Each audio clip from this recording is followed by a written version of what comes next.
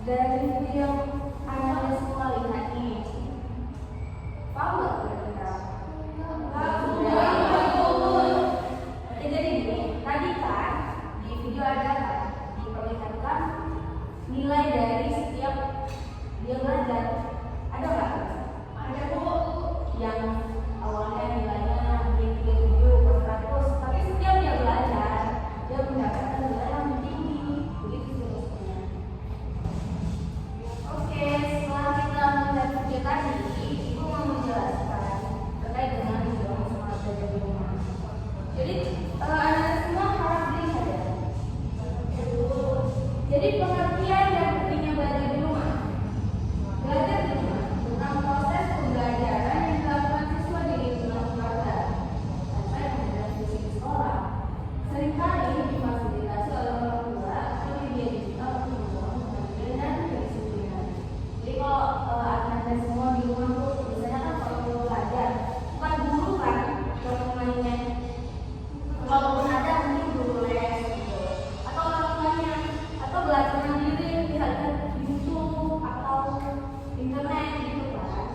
itulah yang dimaksud dengan belajar di rumah. Selanjutnya adalah dampak malas belajar terhadap prestasi. Jadi di sini ada 4 dampaknya yang ibu ambil ya.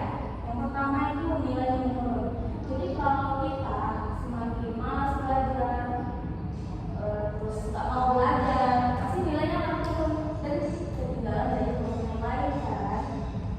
Kemudian yang kedua adalah sulit mengikuti pelajaran baru. Jadi kalau kita nih misalnya belajar hari ini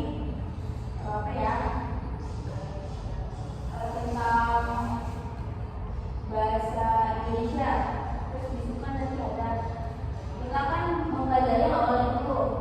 Kalau kita nggak belajar terkait hal itu, maka hal selanjutnya itu nggak bisa kita lanjutin. Kita nggak paham, kalau nggak belajar kita nggak paham.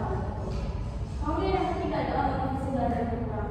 Jadi kalau kita malas belajar di rumah, kasih main HP atau main-main sama teman-temannya tanpa memperdulikan belajar, maka motivasi belajar kita itu akan berkurang. Kemudian selain itu prestasi akademik menurun. Jadi semakin ada simulasi belajar, maka prestasinya akan turun. Kayak ada nilai menurun. Nanti pas ada ujian ada jawab soalnya. Gitu. Kemudian yang ketiga adalah meneladani perilaku belajar baik. Jadi salah satu cara meningkatkan semangat belajar adalah dengan meneladani perilaku belajar yang baik. Jadi orang-orang di sekitar. Contohnya nih, Nasal lihat Siti Fadila tuh orangnya berat, pintar kan, belajar terus di rumah. Jadi Nasal bisa ikuti Siti Fadila. Contohnya kayak dia belajar. Terus dia juga ranking 1 kan, pasti ada keinginan nggak sih itu juara 1 di sekolah? Jadi kita harus memiliki contoh dari temannya atau orang tuanya atau gurunya, ya. Kemudian kita masuk pada langkah-langkah membangun kebiasaan belajar mandiri di rumah. Yang pertama itu adalah membuat jadwal belajar yang tetap. Anak-anak bisa mencatat nih, misalnya di hari Senin jadwal belajarnya di jam pulang sekolah biasanya jam 12 ya. Mungkin di jam 1 atau jam 2 itu kita istirahat dulu. Kemudian jam 4 atau jam 5 bermain. Terus malamnya dari jam 8 atau jam 7 ke jam 9 kita bisa membuat jadwal belajar. Gitu. Kemudian kita menyiapkan tempat belajar di rumah. Jadi kalau di rumah misalnya tempat nyamannya itu di kamar, kita belajar di kamar atau di ruang tamu ya. Pokoknya ini jangan berisik, yang tidak mengganggu konsentrasi belajar kita semua. Kemudian yang ketiga mencatat materi penting. Maksudnya, misalnya ini kalau di sekolah sudah dipelajari terkait dengan matematika, jadi itu harus dicatat ulang materinya, terus diulang-ulang biar kita nggak lupa. Gitu. Kemudian yang keempat mengurangi gangguan saat belajar. Itu yang tadi seperti yang membuat mencari tempat yang nyaman, aman, tidak berisik, kan? Kemudian yang kelima menyediakan target. Kemudian yang keenam adalah mengulang pelajaran secara rutin. Itu seperti sama dengan seperti yang ketiga. Apa yang dipelajari hari ini, maka malunya atau besok-besoknya itu harus diulang kembali pelajarannya. Gitu ya. Jadi cukup sekian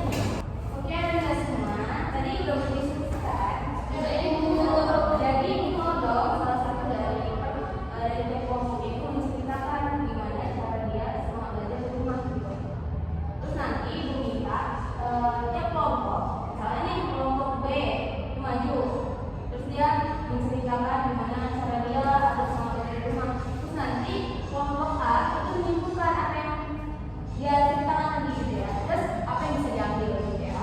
Jadi kelompok mana dulu nih yang maju? Kelompok A, siapa yang maju? Dua-dua deh boleh. Dua-dua.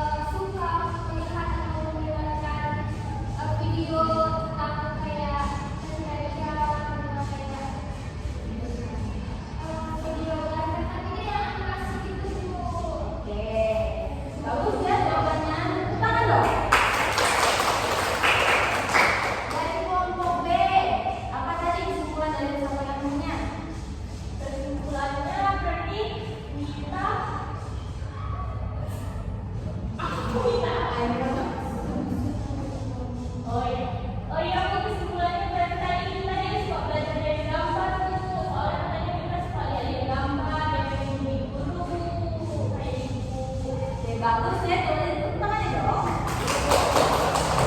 Ya, nanti semuanya dari kegiatan yang telah kita lakukan dari awal sampai sekarang, ini mohon dong salah satu dari kalian itu menyimpulkan apa aja yang sudah kita pelajari hari ini.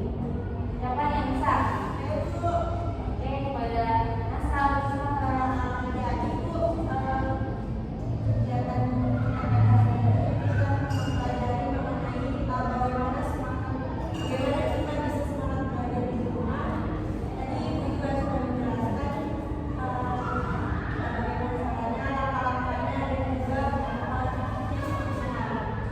bagus ya.